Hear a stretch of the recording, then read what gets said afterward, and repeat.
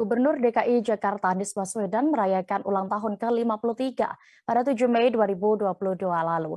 Meski ulang tahunnya sudah lewat, puluhan karangan bunga berisi ucapan selamat pun terus berdatangan ke kantor Anies di Balai Kota Jakarta. Tak sedikit yang mengirimkan ucapan berisi doa menjadi capres.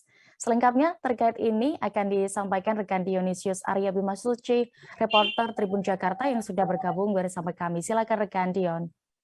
Ya, jadi Tribunnews pada tanggal 7 Mei kemarin Gubernur DKI Jakarta Anies Baswedan berulang tahun ke-53.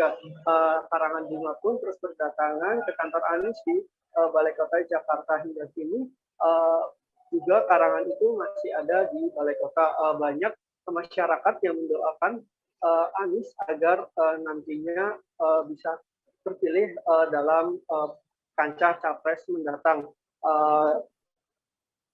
Ketua fraksi PDIP Bima Warsono meski tak mengirimkan bunga kepada Anies, namun dirinya juga turut menyampaikan ucapan selamat atas ulang tahun orang nomor 1 di DKI Jakarta tersebut. Tak lupa Gembong juga menagih janji kampanye Anies, di mana ia menyebut masih ada puluhan janji yang belum terrealisasikan.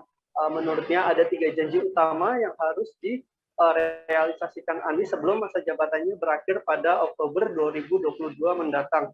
Yang pertama yaitu program OKOC, di mana Anies awalnya sempat menargetkan mencetak 250.000 wirausahawan baru di DKI Jakarta untuk mengatasi angka pengangguran di DKI. Kemudian yang kedua adalah soal penanganan banjir, di mana kita ketahui DKI Jakarta belum bisa bebas dari banjir, dan terlebih program normalisasi yang sebelumnya dijalankan oleh Ahok dan gubernur-gubernur sebelumnya di masa Anies ini terkesan mandek program tersebut. Kemudian yang ketiga ialah program rumah DP 0 rupiah, di mana ini menjadi program unggulan pasangan Anies dan Sandi semasa kampanye di Pilkada 2017 lalu. Saat itu Anies dan Sandi menargetkan membangun 250.000 hunian untuk warga Jakarta. Namun capaian itu masih jauh dari target, di mana Gubernur DKI Jakarta Anies Baswedan belakangan merevisi target tersebut dan hanya menjadikannya sekitar 10.000 hunian saja. Demikian, Dea. Baik, terima kasih rekan Dion untuk laporan Anda dari Jakarta. Selamat bertugas kembali. Terima kasih sudah nonton.